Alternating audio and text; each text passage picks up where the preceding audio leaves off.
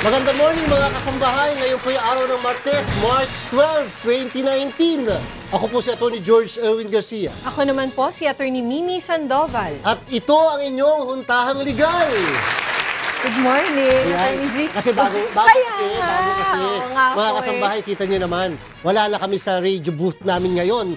Medyo ganun talaga level up. Level up kami. Wow! Mas malaki-laki at siyempre medyo nakakapanibago ang aming setup ngayong araw ito mga kasambahay. Pero siyempre, ito pa rin ang inyong huntahang legal. At patuloy pa rin tayo sa paglilingkod bayan natin. Yes, sa pagbibigay sa inyo ng kaalaman patungkol sa mga, siyempre sa mga problemang legal. At patuloy pa rin kayong magbibigay sa amin ng inyong mga katanungan upang amin po yung masagot. At siyempre mga kasambahay, kahit bago yung aming setup ngayon, bago yung aming studio, sabayan niyo pa rin po kami napapakinggan at napapanood sa UNTV at Radyo La Verdad 1350. Mga kasambahay, nako ha, ang isa sa pinakamainit ngayon, walang tubig. Kaya mainit. Hindi, walang tubig. Oo. Ano ba? Ang dami po namin kasamahan dito, hindi mga naligo yan. Yan, mga yan. Oh, yan. Hindi, nakita ko po sa anim. Nakita ko sa yung mga stories ng mga friends ko, ang dumi po ng tubig na lumalabas sa Hindi, yung mga maduduming tubig na ganon, okay na yun. Na at least meron. Pang ano man lang, yung halimbawa yung hindi man lang yung pambanlaw. Kahit yung pang-initial na panglaba. Kahit na ipandilig man lang ng halaman na natutuyo-tuyo na. Yun ang pwede natin gamitin. Pero siyempre mga kasambahay, alam nyo, hindi pwedeng ganito lagi tayo ng ganito eh. Maliban sa tropical country tayo, pag umuulan, babahain ka. Pagka ganitong tag-init, lagi na lang tayo mawawala ng tubig. Lagi na lang problema yan eh. Kinakailangan po talaga magkaroon na tayo ngayon ng mas malawakang solusyon sa problemang ito. Hindi lang ito problema sa pulisiya, kung hindi kinakailangan sa aking palagay na ma-set up na natin yung mga mekanismo para pagdating halimbawa ng March. Pagdating ng March, sigurado magkakaproblema na naman. La Nina, El Nino, mga kasi ganyan. Kasi may pattern naman po paulit-ulit naman sa year. Kasi nga po, hindi na po natin pwedeng mawala yung mga ganyang klaseng mga eventuality dahil papasok na po yung realidad na tayo ay kinakailangan mag-adapt na sa climate change na tinatawag. Totoo po yan. Oo. At siyempre, ang naghihirap ay yung lalo pang mahihirap sapagkat sila ang kinakailangan bumili ng tubig. Saan ka nakakita ng nabibili mo ngayon na bottled water, yun ang pampapaligo mo? Grabe. Oo, siyempre. Di ba? Ganyan kami sa mga taga Forbes Park. At saka Ayala Alabang, sa gilid lang. Oo. So, ibig sabihin mga kasambahay, ang magsasuffer sa ganitong klaseng paghihirap, pagkakulang sa tubig, ay walang dilit iba kung hindi yung mga mahihirap pa rin. At sa kasalukuyan, may pagtaas na naman po ng presyo ng ating petrolyo, lalo-lalo na po ang diesel, 90 centavos. Although hindi tumaas ang gasolina. Oo.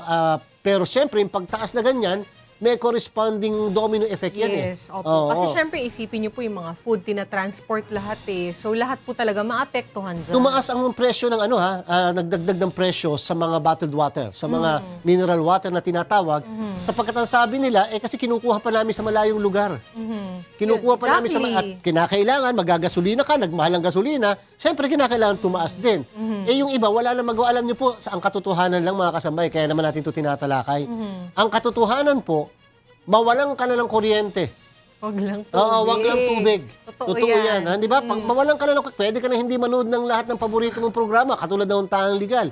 Pero hindi pa pwede mawalan ka ng tubig sa maghapon. Opo. Kasi basic po yan. May iba po kasing solusyon. Kung walang kuryente, pwedeng magkandila o yung mga emergency lang. Pero pag tubig ang nawala, mahirap po talaga. Nakakalungkot po mga kasambahay ang ating po nararanasan sapagkat dyan sa amin sa Singapore, kahit na kami kukonti lang ang aming natural resources, wala kami masyadong pinagkukuhanan ng mga tubig na ganyan, kundi sumasalulong kami sa mga ulan. And yet, yung mismong tubig na nakukuha nila sa mga gripo, pwedeng mainom doon. Kasi talaga nagagawa nila ng paraan. Sana naman tayo po ay pinagpala ng ating Panginoon Diyos. Napakadami nating resources dito. Pagkatapos nagkakaganyan-ganyan po yung ating nararanasan. Ayan. Mga kasambahay, yung tungkol ko naman po dun sa sinasabi ng ating Pangulo daw, Atty. M. Baka daw po ma-prosecute ng International Criminal Court. Oo. Pero matagal na pong usapin yan, Attorney G. well, ako naniniwala mukhang imposible yon, mukhang next to impossible yon, sapagkat, not in the defense of the President, pero from the point of view of law lang, sapagkat una, nag-withdraw na po ang Pilipinas sa kanyang membership sa International Criminal Which is Court. allowed under the Rome Statute, yung na-create ng ICC. Yes. At number 2, ay siyempre, ang ICC ay pwede lamang magkaroon ng jurisdiction, mga kasambahay, pwede siyang pumasok o manghimasok o pwede niyang i-prosecute, lalo na yung mga crimes against humanity. Di ba? Kung hindi na po epektibo ang mga judicial system and processes ng isang bansa. Dito po sa ating bansa, wala naman po kaduda-duda na meron tayong Korte Suprema. Pwede naman pong i-prosecute. Yes, meron tayong mga mabababang korte, meron tayong DOJ, meron tayong Commission on Human Rights na functioning. So, ibig sabihin, paano papasok ang isang international court kung yung mga mismong local courts and judicial processes are performing and existing? At saka yung immunity from suit naman ng presidente during his term. Pero after his term, pwede naman po kung meron talagang makita na reason para maghabla sa kanya. Yes, pwede good luck sa inyo pagkatapos ng terminong ito. Good luck sa presidente at good luck sa mga magpa-file ng kaso. Ganun talaga yan Di ba? Presidente ka ngayon, later, nakakulong ka na. Parang Attorney G, maganda ba yun? Kasi parang nagiging sistema na siya na pagkatapos ng presidente. To a certain extent, mas maganda na rin yun para nga yung ating tinatawag na system of accountability. Sabagay. Na yung public office is a public trust, na ang ibig sabihin, ikay nanunungkulan dyan, pero sa bandang huli, yung rule of law pa rin ang mananaig. Hindi mo pwedeng i-violate ang Constitution, hindi pwedeng sumobra ka sa iyong kapangyarihan sapagkat meron laging rule of law na mananaig sa bansang ito. Ayan, ako mga kasambahay, meron pa pong isa. Yun daw sa crime against terrorism, okay lang daw yung wiretapping. Kaya alam, meron po tayong batas na nagbabawal po dyan Oo, yung Anti-Wiretapping Act, mga kasambahay, Republic Act 4200, pero yun po, medyo matagal ng batas. Palagay ko dapat na po yung baguhin talaga. Din po. Dapat nang ma-revisit yan. Mukhang hindi na applicable sa ibang cellphone niya o sa iba pa, di ba? Pero at the same time po, yung po kasing wiretapping, it violates the right against privacy and communication. Yes. Di ba? Hindi pwedeng, sabi ng ating saligang batas, yung lahat ng impormasyon na nakuha sa mga bagay na katulad ng wiretapping na violation ng Constitution, kahit pa po totoo, ay hindi pwedeng gamitin sa korte bilang isang ebidensya. Excluded evidence po yun. Kahit totoo na may ganong conversation, hindi po yan tatanggapin sa court.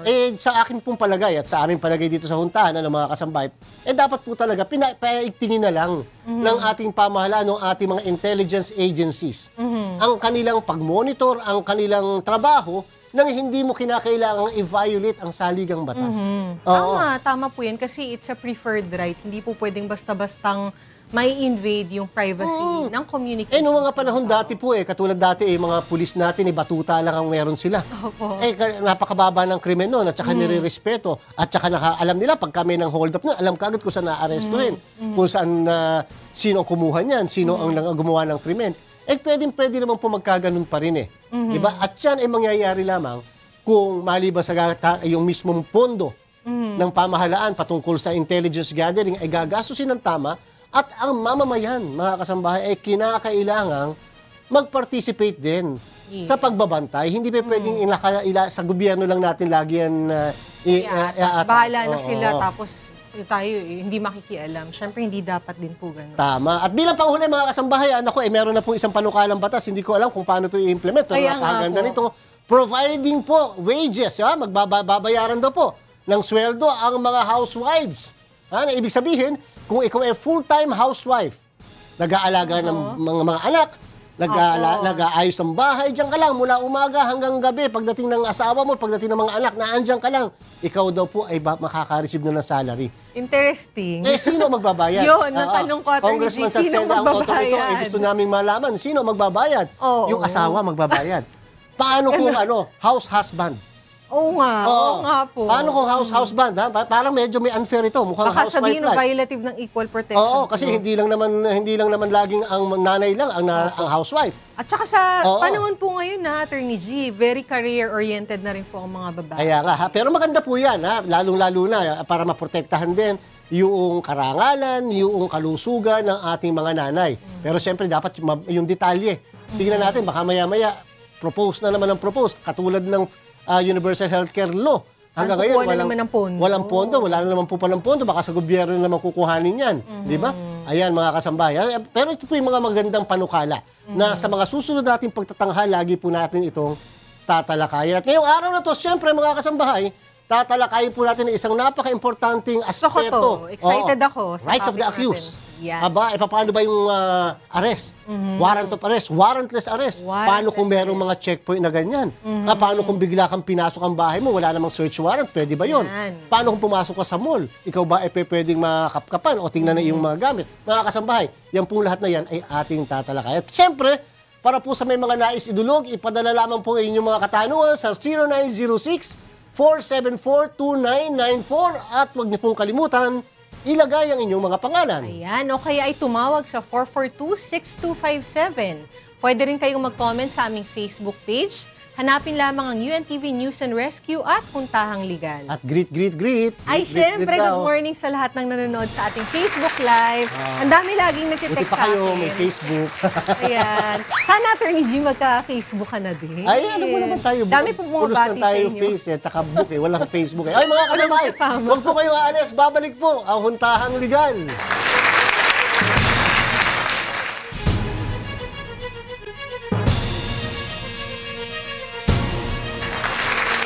Nagbabalik po ang Puntahang Legal. Oo, naku mga kasambay, ngayong araw na to talagang expert, super expert. Yes. Ang ating pong panauhin. At yung pong may mga katanungan dyan, lalo na sa aming tatalakayin ng mga batas at baka po kayo naandyan sa ganyang klaseng mga pangyayari o ba, kinakailangan ibato nyo po kagad sa amin yan para masagot po ng ating subject matter expert na panauhin ngayong araw na to na ipapakilala ni Attorney M. Ayan. Attorney G, talagang kinulit ko ang ating guest na kinulit pumunta mo? dito. Opo. Dahil siya isang MCLE lecturer, law professor and bar reviewer, holder ng Justice Arsenio Dizon Memorial Award in Remedial Law, former chairperson ng Committee of Experts in Remedial Law sa UP Law Center, walang iba kundi si Attorney Christian Kit Villasis. Attorney Kit, si Attorney Kit. At saka hindi, sikat na sikat yung Yes. yung kanilang review center. Yes. Nako, magandang umaga ko. Oo. Doon sa mga nag-aaral po ng batas, doon sa mga katatapos lang mag-aaral ng batas at magtitik ng bar. Kilalang kilala. Sikat na sikat po ito. Review Center, mga kasambahay. At syempre ngayong araw ito pag-uusapan natin yung mga basic lang na mga karapatan, lalo-lalo na sa mga arrest na ganyan, lalo ang pinaka-issue ngayon kasi Sir Kit, yung tungkol sa mga checkpoint. Pag ba sa checkpoint, kakailanganin pa ng mga search warrant na ganyan? O pwede ka bang mag-decline na i-search yung iyong sasakyan o yung iyong pagkatao sa mismo checkpoint na yan? Kasi ngayon, siyempre, Comelec checkpoint circuit eh. Yes. Magandang umaga ko, mga kaibigan. Thank you sa katanungan, Attorney G. Of course, ang ating general rule tungkol sa searches is that dapat meron tayong search warrant. That is provided sa ating konstitusyon. Yes po. Pero there are some exceptions, one of which ay yung checkpoint. Okay. Pero checkpoint, kailan ba siya magiging legal? Una sa lahat to, ang simpleng prinsipyo ko dyan dapat that should be pre-announced. Which means, dapat to meron silang signage nakalagay checkpoint. Yan. Pangalawa, dapat to at least naka-uniforme ho yan para malaman natin na yung mag-research sa atin talagang totoong mga police ho. Correct. Yes, sir. Pangatlo, kailangan natin malaman na pag pinag-usapan natin ang checkpoint, ito ho dapat visual search lang. Ibig sabihin kailangan titingin lang ho ako. Hindi pwedeng pumasok yung kamay ng polis sa loob ng kotse. Hindi mo pwedeng kapkapan. Correct. Yung taong nakasakay sa kotse. Attorney Kit, paano pagbubuksan yung mga Trunk, bukas o kaya, na yun, ganyan? Pag binuksan ho ang trunk, ang pang-rule natin dyan, dapat plain view lang. Ibig sabihin again, hindi pwedeng galawin, hindi pwedeng gumapang yung kamay ng ating polis, kundi dapat visual search nga lang ho. Titingnan niya lang kung ano nakikita niya lang. Yan lang ho ang ating pinapayagan ng ating alituntuning panghukuman, ng ating konstitusyon, pag pinag-usapan ho ang checkpoint. So sir, maliwanag na at least ang general principle, hindi pwedeng mag-search nang walang search warrant. Exactly. Tama ho yan. Maliban sa isang exception ay ang checkpoint. Yes, one of the papasok sir sa mga papasok sa isang mall. O tapos biglang binagbubuksan itong mga gwardya, itong bag, tapos pinagtititingnan kung ano mga laman noong bag na yan. Pwede bang tumanggi o magreklamo yung mga papasok na yan dyan sa mga mall na yan. Gaya ho niyan, isa rin no exception yan. Kasi yung ating tinatawag na right against unreasonable searches and seizure, yung karapatan na nakalagay sa ating konstitusyon, yan ho ay pwedeng gamitin only against the arbitrariness of the government, against the government. Correct. Ito ho ay isang private establishment. Yes. Okay? At meron sa karapatan na mag-conduct ko ng search also as an exception to the general rule. Yung ba mga nasa customs, yan ba ay pwede rin masabing exception din? Yes, similarly, Attorney G, yung mga custom searches, exception din mo yan. Nakita nyo. Ayan. Kaya huwag kayo magre-reklamo dyan. Kasi kumbaga kung halimbawa po ako may-ari ng mall, may karapatan ko rin po na hanapin kung halimbawa baka merong mga weapons o kung ano man That's nandun right. sa To bag. ensure the safety and security ng ating mga visitors. Paano, sir, kung halimbawa, sige, ang isang search warrant lagi galing yan sa isang korte. Yes. Ay nagsasabi, yan ay naka-direct sa isang law enforcement authority. O ito, i-search niyo yung bahay na to, dinescribe particular. Pumasok, pinayagang makapasok dahil naman may search. Paano kung ang isa-search halimbawa, sir, ay barel? Pero doon sa akto na nagsa-search sila, ang mga pulis, biglang may nakita ngayon, halimbawa sabi natin mga drugs, mga illegal drugs. Yan ba pwede ma-cover ng search? Pwede ba yung makumpiska o mang-aresto ang mga pulis kahit na ang kanyang search warrant ay nakabase lamang sa pag-search ng mga hinahanap ng mga illegal firearms? Yes, napakagad ng katanungan mo yan, Dr. G. Ano? Yan ay likewise is also considered as an exception to the rule. No? Pag tayo ay pumasok sa loob ng bahay, may search warrant tayo, at ang nakalagay ho doon unlicensed firearm only. Pero pagpasok sa bahay, may nakita sa lamesa. Ayun. Oo, merong marijuana, merong shabu. Yan ba ay pwedeng kunin seize ng mga police officers? Ang sagot mo dyan, yes, as long as it is in plain view. Ayun. Ano bang simpleng explanation Yes, sir. ng plain view? Let's make it very simple to everyone. Pag sinabi ho nating plain view, ang ibig sabihin hindi nag-effort ang police officer. Okay? Pagpasok, immediately apparent. Open to the eye, open to the hands. Inadvertently discovered. Ibig sabihin wala na ho siyang ibang ginawa. Kundi pagpasok nakita niya agad yung marijuana tsaka shabu, pwede din hong kunin yan.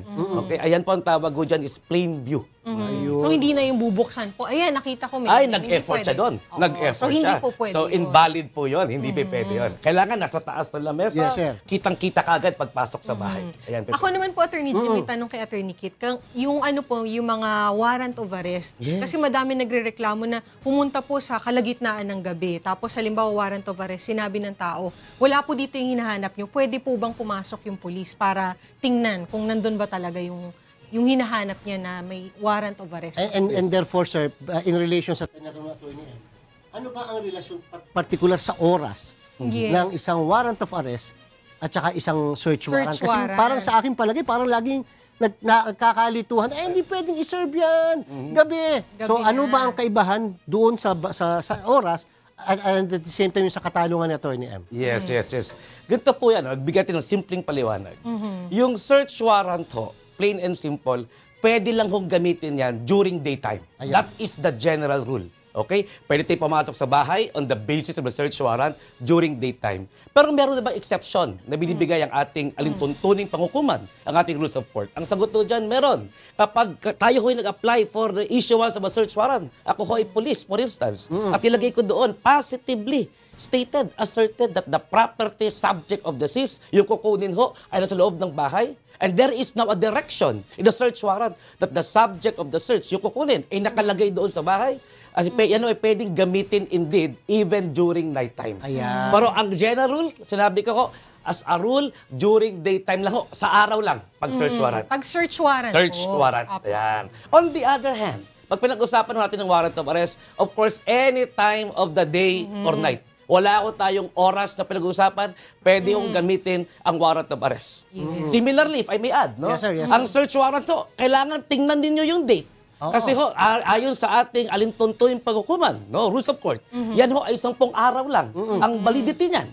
Pag mayroon ng date na nakasaad sa search warrant, mga kaibigan, pag nakalagay doon March 1, 10 araw lang pwedeng gamitin. Expired na pala kahapon. Expired na pala. Oo. Ay, huwag niyo papasukin sa bahay. Ayan, Huwag niyo maliwanag yan. papasukin. Oo. Pero yung warrant of arrest po, wala akong period yan. Ayan. Anytime ho yan, pwede, mas ilang taon, pwede kayong Ayan. hulihin. Napakaliwanag. Mga kasabay, tatandaan niyo po yan dahil yan po, yan ay part ng inyong basic rights na ma-question Hindi ba? Hindi naman huwag kayo kagad matatakot pagka meron kayong na-receive na search warrant o kaya warrant of arrest. Importante, tingnan mabuti yung papel. Kasi po, uso, Attorney Kit, uso yung minamanufacture eh. That's right. Uso yung isa sinusuperimpose. Meron pa nga na snowflake. Napapalitan yung pangalan o kaya kasing pangalan mo lang pala, iba pala yung address. O kaya parehas ang address, iba pala yung pangalan na nakalagay. Pagka ganun, sir, halimbawa may mga mali doon sa search warrant o yung warrant of arrest na pinibigay sa inyo, mali yung date o sa expired na, ano ang pinakamagandang gagawin, maliban doon sa nabanggit nyo na, ng isang tao nakatanggap ng ganon? Okay. Dito kasi, ang pagkakaiba ho ng warrant of arrest at search warrant to, yung warrant of arrest kasi, pwedeng ang pulis hulihin ka, maski hindi niya mapakita sa'yo. Ayun. Oo. Pero ako ay pulis, so hulihin kita on the basis of the warrant of arrest issued by the court. Kayo ba ay pwede tumanggi? Okay? Sa katotohanan, under the course of things, kayo yung magreklamo. Pero kapag ang police ay sigurado na mayroong warrant of arrest, talagang dadamputin kayo. Unlike a search warrant po, under the rules, kailangan may duplicate copy pa yan. Di ba? Iyan i-serve sa inyo. Ayan, no? Pero sa dali lang ko, yung warrant of arrest, hindi ko ibig, pagka hinuli kayo, pwedeng hindi ipakita. Pero can you demand later on that the warrant of arrest should be shown to you? Sagot po natin ay oo. Ayun. Yan yung karapatan ninyo later on, mga kaibigan. Kung mapapatunayan ba, sir, na yung warrant of arrest, mali pala, o mali yung na-arrestong tao, pwede mo bang filean ng kaso yung mismo ng aresto? Ay, nako. Yung police? Oo, yan ho ay violation ng ating revised penal code. We could file a case for unlawful arrest against the against the police officers. At kapag kayo ay nakakulong, nako, may mga remedies so kayo. Pwede kayong mag-habeas corpus. Automatic. Kasi there is now an illegal confinement or detention by which a person is being deprived of his liberty. Ayan. Produce the body. Produce the body. Produce the body immediately. Mag-habeas corpus po tayo. Ayan. Attorney G, itanong na po natin kay Attorney Kit kung ano naman po ang karapatan ng mga tao na halimbawa na put in detention. Ano po ang pwede niyang i-invoke na mga karapatan? Ayan. Alam niyo, meron tayo mga karapatan na nakasaad sa ating batas. So, RA 7438, pwede ninyong i-check. The rights of the person arrested, detained, or under custodial investigation. Now, among others, tandaan ho natin una sa lahat, pag sinabi natin custodial investigation sa panahon ngayon, that already includes the practice of issuing an invitation, Attorney M. Po, invitation. Pero parang malinaw po. Pag kayo ay iniimbita ng police sa police station, dapat kayo ay iniimbita as a suspect already for a particular crime. In which case, pag kayo ay being invited as a suspect already, being investigated for a particular crime, pumapasok na yung ating mga karapatan. Under RA 7438. Kahit invitasyon pa lang. Kahit invitasyon pa lang. Among others, you have the right to be informed of your right to remain silent. The right to a competent and independent counsel, preferably of your own choice. The right to be visited. Yan, among others. So may mga karapatan kayo na nakasaad sa ating batas, mga kaibigan. Ayan, mga kasambahay, maliban doon, tatalakayin natin na malawak yon. Bago tayo mag-break, nasasagutin ni Attorney Kit yung katanungan pagkatapos ng break, ay yung sabi nyo kanina, dapat may warrant of arrest. Tama naman yon. Kanina sabi natin, dapat may search warrant pagka mag-search. Pero syempre, sir, sabi nyo nga, general rule lagi yang sa mga search at saka sa warrant eh. So sa warrant of arrest, general rule, hindi pwede mag-aresto na walang warrant of arrest. Ano naman ang masasite nyo halimbawa na pwedeng arestuhin ang isang tao kahit na walang warrant of arrest? Sasagutin mo yan, Attorney Kit. Makalipas lang po ang ilang paalala, wag po kayong aalis, magbabalik ang Huntahang Legal.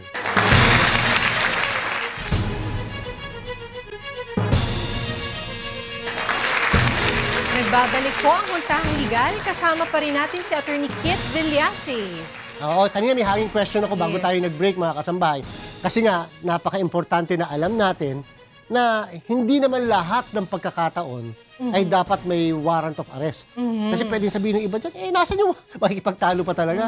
Away to the max pa. Kailangan ko ng warrant of arrest. Narinig ko si Attorney Kit eh. Pero may exception yon, sir, di ba? Yes. Ano yung mga exceptions halimbawa? Yeah.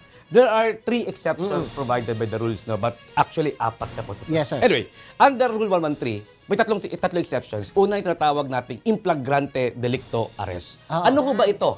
Sa simpleng salita ko, caught in the act. Aba, kita nyo? Oo, no? Ibig sabihin, meron nung overt act. No? Ibig sabihin, si Colas ay nakitang binaril si Juan. Nagkataon, binaril ni Colas si Juan sa harapan ng police officer. Ang police officer has the duty and obligation to arrest Colas. Pero kailangan niya pa bang kumuha ng warrant of arrest sa husgado? Eh, ang sagutin natin, hindi na. Baka makatakas na. Baka tumakbo na. Tama ko yan, Attorney G. No? Kaya ang gagawin natin, exception ito. Even without a warrant of arrest, Colas cannot be arrested precisely because meron tayo tinatawag na in flagrante delicto arrest. Sir, yun muna. Doon muna tayo sa in flagrante delicto arrest. Kaya kinakailangan ba na yung mag-aaresto kay Colas ay yung mismong tao o yung mismong pulis na may kaalaman o knowledge doon sa nakumit ni Colas na krimen? Ito kailangan malaman ng taong bayan. Lalo na ho yung mga nangarap na someday maging police officer also. Akala ko nangangarap maging Colas. Maging Colas, no? Huwag naman. Alam niyo, may tinatawag tayong citizen's arrest. Yes, sir. Yan. Yung mga exceptions so, na binibigay sa atin ng Rule 113, no? Yung flagrante delicto arrest, yung hot pursuit na paliwanag ko mamaya, tsaka yung mga escapee from justice, yung mga nakatakas, tumakas sa kulungan. Ganyan. Ito hong mga taong ito ay pwedeng hulihin maski po wala ng warrant of arrest. At sinong pwedeng humuli? Ayun. Yan. Pwede ho ang police o pwede ho maging sinong tao. Any Tom, Dick, and Harry may arrest a person who is considered as a fugitive from justice, tumakas o tumakas sa kulungan. Pangalawa, yung sinabi ko ho, si Colas, ginawa yung krimen sa harapan ko. Kunyari, no, binaril ni Colas si Juan. Ako din ho, hindi ko na kailangan pang tumawag ng polis. Ayun. Pwede ko nang hulihin siya. Ang tawag po dyan ay citizen's arrest, mga kaibigan. Pero ang problem ng Atty. M dyan, yung isa rin sa tinatawag na, yung meron kasing phrase, has just been committed. Yes. Ang problem ay paano kung isang araw na nakalilipas? Opo. Paano kung 2 araw na ang nakalilipas? Gaano ba talaga kahaba yung panahon na para pwede mong sabihin na yung qualifying phrase has just been committed? Yes. Yan po ay nag-fall, no? Pumapasok sa pangalawang exception. Yung tatawag natin na hot pursuit. Hot pursuit. Ano ko bang ibig sabihin ng hot pursuit, mga kaibigan? Simpleng paliwanag. Ang ibig ko sabihin nito, nangyari na yung krimen. Tapos na ho. Okay? Ibig sabihin, wala ho ang police at the time of the commission of the offense. Okay. Nangyari na yung krimen. The crime has just been committed. Ngayon ho, simple lang ipaliwanag. Nakasakay sa L300 van, 300 van, o kaya bus. Pumasok yung hold-upper. Okay? Nang hold-up. Pagkatapos, so kinuha yung jacket ko. Nako, di ba? Dami naman kukuha ng jacket ko. Itong aking Amerikana na hiniram ko lamang. Ngayon, pagtakbo niya ho, sumakay ang polis. Sabi niya, anong nangyari sa inyo? Sabi ko, nako, hinold up po kami lahat. Pati yung Amerikana hiniram ko lang. Kinuha ng hold upper. Anong itsura niya? Ayan. Saan siya pumunta? Ayan. Ito ho, nangyari. Tumakbo dun sa kaling yun. Sinundan po natin. Sumakay ho sa police mobile. Okay? 3 hours, for instance, after ng hold-upan. Nakita ko ho, yung nang hold up, suot-suot yung aking Amerikana. Very proud. Yes, very proud pa. Haba, 3 hours only after ng hold upan, mga kaibigan. Siya ba ay pwedeng hulihin? Kailangan pa ba ng warrant of arrest? Ang sagutin natin, hindi na. Bakit? Yan ho ay hot pursuit. The crime has just been committed. Is there a specific period? Sa katotohanan lang ho, maski ang Korte Suprema, wala hong binigay na standard na period. But I could give you some cases, no, for your guidance, the guidance ng ating publiko. For instance, so, People vs. Guerente, 3 hours so, after the killing, hinuli. Valid ho ba? Yes. People vs. Quezon, 9 hours after the killing, hinuli. Pwede ho ba? Yes. Pero, may isang kaso, People vs. De Rosario. Isang araw na ho, Attorney G, after the killing, ang nakalipas, hinuli. Yan ho ba ay valid hot pursuit? Sabi ng Supreme Court, hindi na. Ayun. Bakit? Dapat merong period of immediacy. Yan, no? Between the time of the commission of offense and the arrest of the person.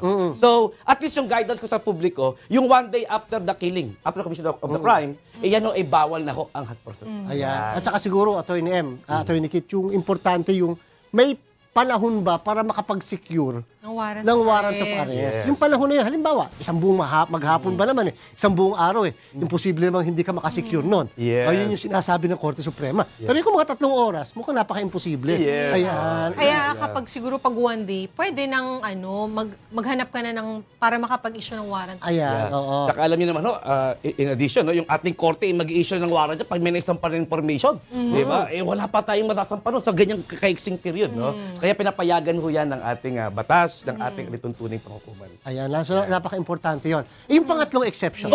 Pangatlong exception, no, Attorney G, no, ito yung mga nahuli na ho, nakakulong, pupunta sa hearing. Ayan, at biglang tumakas. Nakatakbo sa kabilang building. Nagkataon ho, tayo, nakita natin siya. Okay, ako ho ay police officer. O kaya private individual ako. Citizen's arrest din. Escapee, fugitive from justice. O kaya nakakulong na ho, serving his final judgment already, sentence niya, tapos tumakas. Pwede ho ba siyang hulihin? Again, hindi na ho kailangan ng warrant of arrest. Maski sino ho, we can have a citizen's arrest, any Tom, Dick, and Harry, or any police officer may arrest a fugitive from justice. Hindi na nagpalit ng damit, kulay orange pa rin. Yes. Very proud pa. P. Yeah, very proud. Kita mo naman, P. Piolo. Parang na-imagine ko po, Attorney G, Attorney Kit, parang action movies, yung mga citizen's arrest, no? Di ba? Yung tumakas sa sa kulungan, or biglang may nambaril, tapos pwedeng damputin. Hindi kasi may mga, alam mo kasi, kaya napaka-importante na naitanong natin kay Attorney Kit. Ang dami kasi recently, mga krimen, mga high profile, na sabi, bakit hindi kagad arestuhin yan?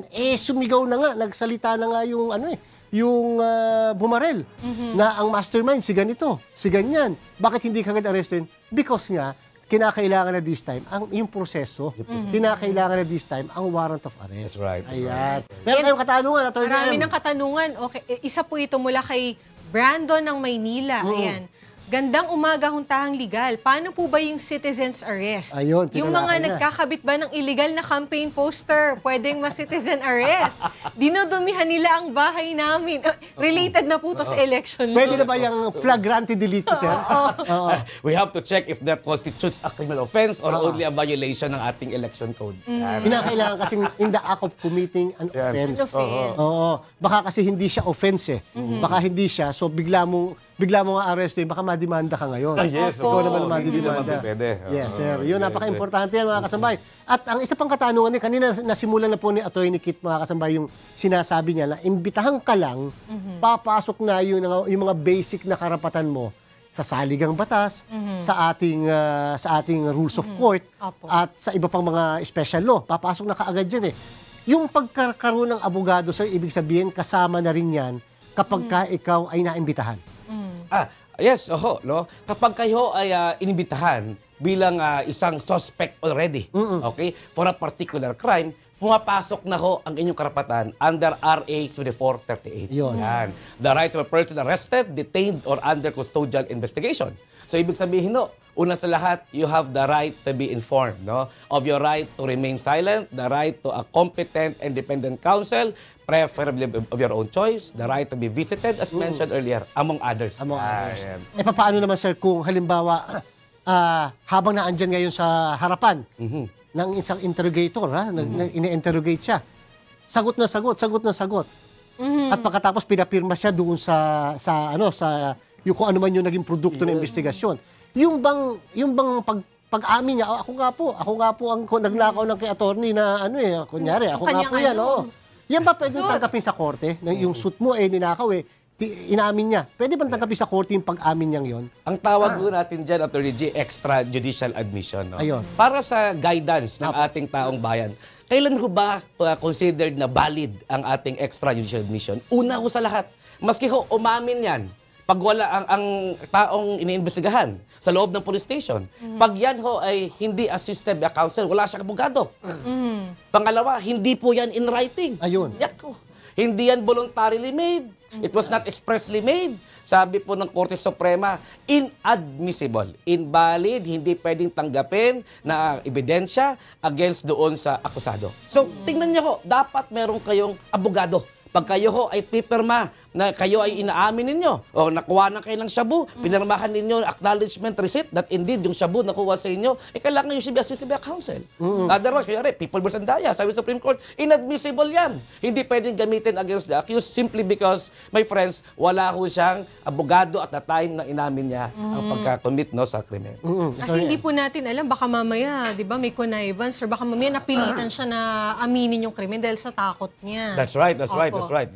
Paano naman po, Attorney Kit, yung parang nauso kasi ngayon, di ba, yung sasabihin daw, huhulihin kasi may tip daw na ganyan. Halimbawa, drug dealer. Pwede po bang puntahan yung isang tao? Sabihin, may nakapag-tip kasi sa amin na kayo po ay isang drug dealer o pusher. Nako, yan ho ay hindi pwede, mga kaibigan, no? Masasabi ng Supreme Court, maski gaano pa ka-reliable yung information na yan. Babalik tayo sa general rule. Dapat may warrant of arrest before we could arrest a person. Right? Kung wala man ho, dapat bumagsak doon sa 3 exceptions. Sinabi ko kanila, inflagrante delicto arrest, yung hot pursuit, yung sa loob ng bus, tsaka yung fugitive from justice. O kaya ikaw ho ay under bail and you attempted to leave the country, you could be arrested. Yan. Yun lang ho. Otherwise, yung pupunta sa bahay ninyo, at sinabi ikaw ay inuhuli dahil may nag-tip sa amin na ikaw ay drug pusher, wag ho kayong sumama, mga kaibigan. Hindi ho valid yung arrest na yan. Ayan, meron pa ko isang katanungan bago tayo mag-break, pero sasagutin nyo rin muli after ng pagbabalik natin. Paano kung halimbawa, tawagin na lang natin Marvin Marcelo halimbawa, yung aarestuhin. Yes. Pero yung Marvin Marcelo, sir, abay parang hindi mapakali.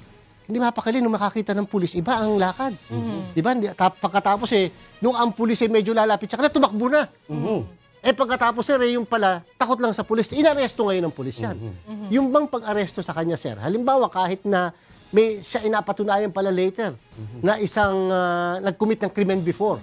Yan ba, valid ba yung arrest na yon kahit walang warrant of arrest? At yung bang kanyang pagtakbong ganun pwede na maging basehan ng pulis para sabihin, pwede itong arrestuhin. Sasagutin mo yun, Atty. Kit. Makalipas lang po ang ilang paalala, magbabalik po kami.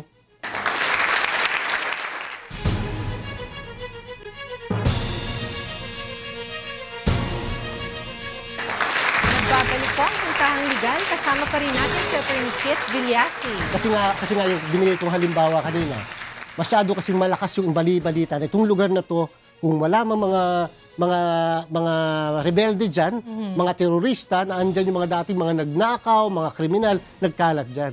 Naglalakad nga yung isang tao, yung Marvin nga yung pangalan. Hindi siya mapakali.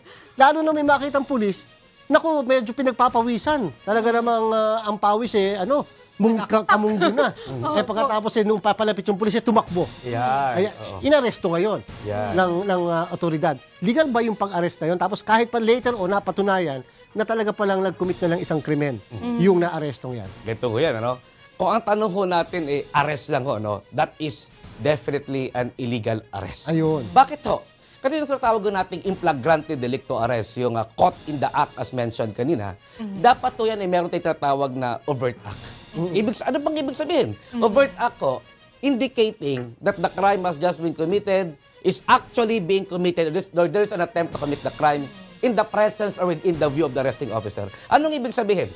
Marami hong mga desisyon ng ating Korte Suprema. May isang tao ho, dyan sa may Tondo, Manila. Previous case, nakatayo lang ho. This guy has a bulging stomach. And under that bulging stomach is a bulging object. Hindi naman ako with a characteristic outline of a 45 caliber pistol. May dumaan na polis. Sabi, this guy has a bulging stomach with a bulging object. With a characteristic outline of a 45 caliber pistol. Now, he was searched. Yung search po, the guild, nakita, meron siyang unlicensed 45 caliber pistol, meron na siyang marijuana. Ayun. Ang tanong, is the arrest legal? Ayan, hanap. Tingnan niyo po ang sagot dyan, ha? Sabi ng Supreme Court dyan, illegal. Kasi dapat, meron kang overt act, may ginagawa ka, na nagpapakita na iyan ay ikaw ay gumawa ng krimen, you are actually committing a crime, or you're about to commit the crime. Attempting to commit the crime. Dalawa lang ang krimen mo doon. Nakatayo ka lang naman. At saka, malaking tiyan mo. Yung isang tao nga, yung looking from side to side while clutching his abdomen. Yes, sir. Ganun din sinerch. Pag-search, merong sabu. Inaresto. Valid ba yung arrest? Again, ang sagot ng Supreme Court, wala. Illegal ho yan. Yung nakatayo yan sa kanto, hindi mo naman alam na merong sabu yan, na merong baril na unlicensed yan. So the arrest is illegal, my friends. At anong rule? Pag ang arrest ay illegal, necessarily the search made is also illegal. And the evidence obtained is inadmissible, being a product of the fruit of poisonous tree. Hindi admissible against the acusado. And therefore, kung yun lang ang basehan ng kaso, dismiss ang case. Ay, dismiss. You cannot begin collecting returnees fees. Wag natin pag-usapan dito. Wag na po yun. Isa pang tanong. Ayan, isang katanungan. Good day, po. Mula kay Hiner, may sinumbong sa akin ng anak ko sa probinsya na may checkpoint daw ang barangay sa amin. Bukod pa po ito doon sa military checkpoint. Ang kaso po ang barangay tanod na nakatao doon ay hindi naman daw po naka-uniform. Natatakot po ang anak ko at ang grupo niya kasi tao sila ng kandidatong kalaban na hindi kaalyado ni Kapitan. Nako. Laging related sa ano, ha? Hindi, yung checkpoint kasi very important ngayon. At katulad ng sinabi ni Atty. Kit kanina, may mga regulasyon na dapat naka-uniforme, may mga pagkakakilanlan. Yes. Dapat nga, kung hindi ako nagkakamali, meron pa dapat na Signage. signage. Yeah. Ito, tatawagan mo. Checkpoint. Sino ang head nung Saka dapat po nagpapacheck? maliwanag yung Maliwanag. checkpoint. Opo. Hindi, alam mo, sa totoo lang, minsan kasi nalalagay din sa alanganin yung ating mga kababayan Nagbabiyahe ka, Atty. Kit. Pagkatapos, bigla na lang sabay banda doon, may nakita kang checkpoint Hindi mo minsan kasi pag tumigil ka, baka maya bigla lang akong pagbabarili ng mga to. Oo, baka maya-maya naman kung anong gawin sa akin. Nasa madilim na lugar. Ano ang gagawin mo ngayon? Yun. Yun ang kalimitan nagiging. Another concern naman po yun kasi kahit ganun po yung nangyayari, parang sa actual po, mahirap kasi pwede ko bang tanggihan po, nakakatakot naman. Yeah. Of course, ang advice ko sa ating mga kababayan, kapag nakita niyo ho na merong malaking karatula, may nakalagay na checkpoint, yan sila ay naka-uniforme. Kayo ho, courteously, buksan niyo ho ang inyong ilaw ng sasakyan ninyo, buksan ninyo ang inyong bintana, at kayo ho ay makipag-usap, no? Sabi, hayaan niyo lang mo silang gawin ang kanilang trabaho. After all, ang sabi ko nga ho sa inyo lahat kanina, dapat yan ay visual search lang. Ibig sabihin ho, hindi pwede gumalaw yung mga kamay nila. Ayan, no? Kailangan nakatingin lang ho sila. Yan lang ho, no? Otherwise po, yan ay illegal na ho ang search at yung ebidensya is inadmissible against you. Ayan, Atty. Si Sir Mauricio ng Quezon City. Ayan, ang tanong naman po ni Sir Mauricio ay tungkol sa citizen's arrest. Paano po kung halimbawa nabugbog o worse, napatay pa yung suspect? May kaso po ba yung concerned citizen? Minsan may ganun yung hinahabol nila. Yes. Alam niyo, Kinuyog na. kinuyog. Kuyog. Meron tayong mga ganyang sitwasyon na nakalagay ho sa ating revised penal code, yung mga, kung tawagin, yung mga tumultus, affray, and all, no? But, of course, sa katotohanan yan ho, meron din ho kayong criminal liability. Iba naman ho yung arrest sa pagbugbog. Di ba? Ang sinasabi ho sa atin ng ating saligang batas, ng ating alintuntunin pahukuman, ito ho ay citizen's arrest. Arestohin lang ho. Hindi naman ho sinasabing bugbugin mo habang inaaresto mo. Ayan. No? So, Pero illegal hindi po naman yan. natin sinasabi, Atty. Kit, matakot naman sila mag-aresto. Ang sinasabi lang natin, sundin yung tamang regulasyon. Yes. Arrest ang sinasabi ng batas. Yes. Ayan. Huwag naman pong yung effort sobra-sobra naman sa nanggigil. kinakailangan. Nanggigil. Yeah, hindi pa Baka- reasonable use of force. Sabi Opo, nila. reasonable use. Ito, isa pang katanungan, Sir Kit, Attorney, tatandaan natin, madami po kasi na-aresto. Habang nasa likod ng rehas, ka-aresto pa lang, ini-interview ng media. Ay, yes. opo. Habang ini-interview ng media, halimbawa, taga UNTV nag-i-interview, makukulit yung reporter na UNTV, napasagot. Nako. Sabi, ako po talaga, sinaksak ko talaga yan Opo. Umamin. Yung po bang pag-amin niya, habang nasa likod ng rehas, ini-interview ng taga UNTV reporter, pwede ba sir tanggapin yan bilang ebidensya? Dahil umamin na ito Pwede ba niya sabihin na, hindi pwedeng Hindi tanggapin kasi admissible. wala akong abogado nung sinabi ko yan, at pagkatapos, ang tawag dyan extrajudicial confession. Yes. sir. Yeah, now, sa katotohanan po, meron tayong isang desisyon ng Korte Suprema, no, yung People vs. Andan. Sabi ng Supreme Court, admission mo sa media, press conference, that is admissible against you. Bakit ho? Hindi naman ho yan custodial investigation. Ang sabi ko nga ho, itong mga guarantee provided to us by the Bill of Rights, against the government po. No? Pag yan yung media, kaya gano'n kagagaling ang ating mga media. Di ba ho? Pag napaamin nila, kaibigan, yung gumawa ng krimen, that is admissible against the accused later on. Kaya be careful, my friend. Dahil hindi siya law enforcement authority, hindi sa gobyerno. Hindi siya sa gobyerno. At pagkatapos, so hindi applicable yung mga basic rights na sinasabi natin. Lalo na yung right to counsel, Yan, etc. And right to remain silent. Yes. Makasalita ng salita. Minsan may mga ganyan, teka, walang make-up walang make-up, kinakailangan ma-interview. Nasa likod, aamin ang aamin. Yes. Madami nagkakamali sa ganon. Ayan, may katanungan naman po si Alex ng Navotas. May proper time po ba ang pag-serve ng warrant of arrest? Meron po kasing madaling araw, tulog yung sangbahayan. Nagising lahat. Tama po ba yun? Nasagot na po kanina. Nasagot ko kanina, no? Pwede po yan any time of the day or night. Maski madaling araw, valid po yung arrest. Meron akong isang Service katanungan, sir. Pero ito hindi, not necessarily related do sa isang nangyaring kaso. Pero gusto ko lang kunin ang iyong opinion. Can there be a valid search warrant of a government-owned facility? Meaning, nakakulong na eh. Naando na sa loob ng kulungan eh. Naku, parang alam ko yung kaso nila. Parang nakikita Parang mahirap sagutin ngayon dito yan. Hindi naman. Wala naman tayo minamention. Yung mga ganun ba? Sa iyong legal opinion lang. Yung mga ganyan, pwede ma-question at sa palagay nyo may serious issue as far as the legality of this search or searches are concerned? Yeah. Alam nyo, sa katotohanan, no, mga kaibigan, no, ito ho ay isang opinion lamang. Opinion lang. Sa katotohanan sa akin, no, dapat hindi na ho kailangan ng search warrant yun. Sa loob na ho ng kulungan, di ba, nandiyan na ho yung police, wala na hong rason para mag-apply pa for the issuance of a search warrant. No? At hindi na ho kailangan i-serve pa sa loob ng kulungan yung search warrant. But I think that is now pending before the Supreme Court and let the Supreme Court rule on that. Pero yung pagka may mga search na ganyan, may mga search warrant, talaga sir, kinakailangan kahit paano may presence ng barangay officials. Yes. Actually ho, pag sinerch ho yung bahay, una sa lahat, sabi ng rules, dapat nandoon ang lawful occupant. Ayan, no? Nandoon. O kaya yung akusado, nandoon siya. Di ba? Kung wala ko sila, any member of his immediate family, of his family. Pag wala pa rin ho, doon po papasok yung dalawang taong taga-barangay of sufficient age and discretion, hindi ho minoridad, and residing in the same locality. Yan. They should be present during the search, mga kaibigan, doon sa implementation ng search warrant. Ayan, mayroon pa tayo isang katanungan sir. Ito, mukhang importante. Ayan, mula kay Rick Dalmer ng Facebook. Sa Facebook, may financial na makukuha ba ang isang accused na nawalan ng trabaho o kabuhayan dahil sa maling akusasyon? Yes, sir. Madaming mga ganun. Of course, ang maling akusasyon ho, malalaman natin pagkatapos ng kaso already. No? And mayroon na tayong mga pwedeng magamit na remedies. Okay? For instance, simpleng paliwanag, meron tayong tinatawag na malicious prosecution. Ayan, no? You could file an action, no? Because of malicious prosecution. You could ask for damages dahil mali ang pagkaka-file ng kaso sa inyo at deliberately kayo ay tinarantado, mga kaibigan. Ayan. Line up, police line up. Yan. Valid ba yung mga police line up na yan? Tapos papipila kayo dyan kung sinong pinakagwapo siya ang accused. Ako, sino yung mga ganyan? Guilty tayo dyan. Yan ba? Valid ba yan? May constitutional basis ba yung mga gano'n, sir? Opo. Valid po ang ating police line-up, mga kaibigan, no?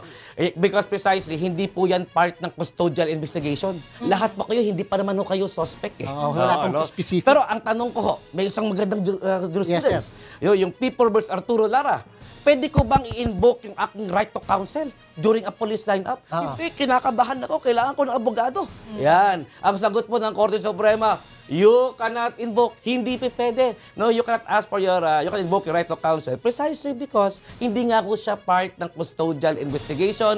Hindi ka pa ho suspect. So you cannot invoke your right to counsel. Ayan. Attorney Kit, paano naman po yung mga tinatawag na entrapment? Paano po nangyayari yan? Ang simpleng paliwanag po, we have a buy-bus operation. I acted, ako, police officer ako. I acted as a pusher buyer. Ibig sabihin, ako ay may marked money. Iaabot ko yung marked money. May fluorescent powder doon sa drug pusher. Ito na yung pera. Akin na yung shabu. Pagbigay ng shabu, ako ho, isomenyas. No? At dumating ang police. Can he be arrested? Ang sagot ko dyan, in flagrante delicto arrest. There was an entrapment operation. Is there a need for a warrant of arrest? Ang sagot ko again, hindi na kailangan. Because the crime is actually being committed in the presence of the police officer. Pero paano mo siya i-handlein tulad sa tinatawag na instigation? Instigation. Entrapment yung binanggit nyo, sir, kanina, pero meron din tinatawag tayong instigation. Oo, ang instigation ho kasi, ito ho ay illegal.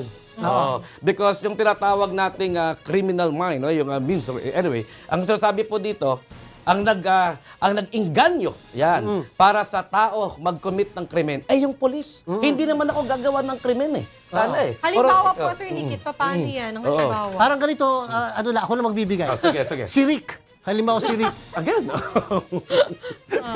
may daladala ka, medyo makapal-kapal na sobre. Rick, si Rick naman, nasa isang kanto lang, nakatambay-tambay lang. Pwede bang makabili ka ng shabu? Hanap ka ng shabu.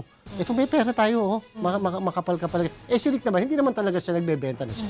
Yung bang ganun ba sila ang tamang? Yeah, that is instigation. Ang pera nang galing sa polis, pinabili ka ng shabu, para pagbili mo ho ng shabu, pagbili ng shabu ni Rick, huhulihin siya ng polis, obviously. May instigation, illegal ang arrest, at anong epekto? The evidence against this is inadmissible against the accused Rick. Mabuting malino kay Rick. Malino kay Rick, Pinagpapuyin isa namin Rick dito. Ayan. Di ba? Nako, pero itong katanungan ko bago natin bitawan si Attorney Kit, ano. Siyempre sir, ang inyong review center ay isang kilala ngayon sa buong Pilipinas. Salamat po. Gusto namin itanong lang, ano ang kalimitang ipinapayo nyo, mabilisan lang, sa mga magtitake ng bar exam bago nyo sila payagan na makapag-review? So talagang labanan itong parating na giyera nila sa buhay nila. Ano ang mga preparasyon na sinasabi nyo sa mga barista na tinatawag? Primarily ho, sila sabi namin sa ating mga bar candidates no, that they should not make the review complicated.